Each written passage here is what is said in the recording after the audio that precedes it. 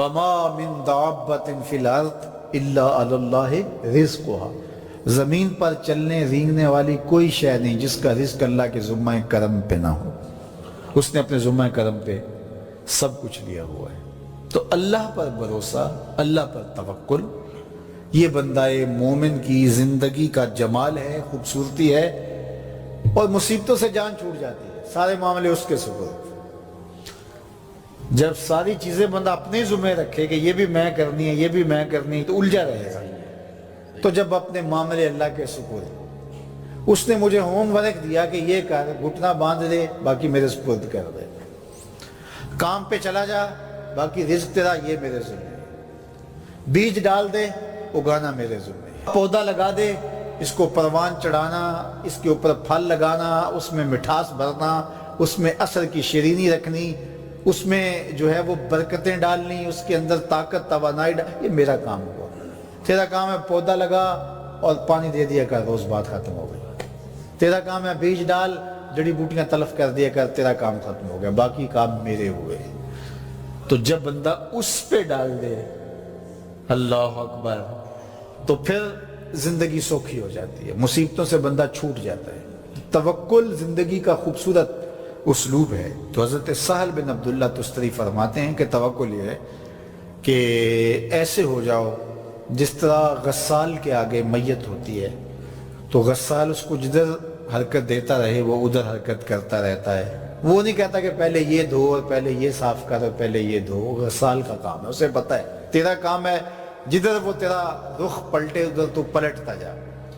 تو کہا تو اس کا بندہ ہے اور وہ تیرا رب ہے، تیری ضروریات کو کیسے پورا کرنا ہے، کون سی چیزیں تجھے دینی ہے، کون سی نہیں دینی، کون سی چیز کب دینی ہے، یہ اس کا کام ہے۔ اس لیے تو جو اس کا حکم ہے اس کو پورا کرتا رہے، ایک مطیع فرما بردار بندے کی طرح، باقی تیری ضرورتیں اس کے ذمہ کرم پہ ہوئی، تیری زندگی سوکھی ہو، خام خواہ اپنے آپ کو مشقت میں نہ ڈال، یہ توکل ہے۔ اور حضور نبی رحمت صلی اللہ علیہ وسلم کا ایک فرمان سنیے جو حضرت عبداللہ ابن عباس رضی اللہ تعالیٰ عنہ سے مروی ہے کہ آقا کریم نے ارشاد فرمایا یدخل الجنہ من امتی 70,000 بغیر حساب، میری امت میں سے 70,000 لوگ ایسے ہیں جو بغیر حساب کے جنت میں جائیں گے۔ اب وہ لوگ کون ہیں؟ هم الذین لا یسترقون ولا یتطیرون، یہ وہ لوگ ہیں کہ جو پھونک جھاڑ نہیں کرتے، یہ ناجائز پھونک جھاڑ، یہ وہ ہوتا ہے، وہ بابوں کے پاس رش لگا ہوا ہوتا ہے، وہ پتہ نہیں کیا کیا پڑھ کے پھونکے لگا رہے ہوتے ہیں، اور کچھ لوگوں کا تو کام ہی انہیں ہر اتوار کو جانا ہی ہوتا ہے، اتنے مسائل ان کے ہوتے ہیں کہ بس جان ہی نہیں چھوٹتی ان کی۔ اور ایسے جاہلوں کے پاس، ایسے نکموں کے پاس کہ جو شرکیہ کلمات پڑھتے ہیں، تو فرمایا جو 70,000 لوگ بغیر حساب کے جنت میں جائیں گے، یہ کون لوگ ہیں؟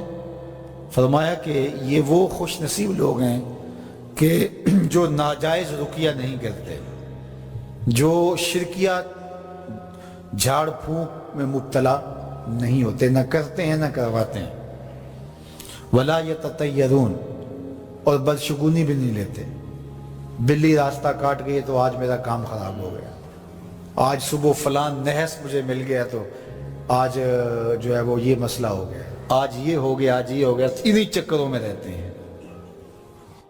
بلی راستہ کاٹ جائے یا کتا کاٹ جائے، حتیٰ کہ خنزیر بھی کاٹ جائے تو کوئی فرق نہیں پڑتا، یہ جاہلانہ باتیں ہیں۔ تو کہا کہ ولا یتطیرون، اور وہ بدشگونی نہیں لیتے، وَعَلَىٰ رَبِّهِمْ يَتَوَكَّلُونَ، اور اپنے رب پر توکل کرتے ہیں کہ سب کچھ اسی کے اذن سے، اس کے حکم سے، اس کی مرضی سے ہوتا ہے۔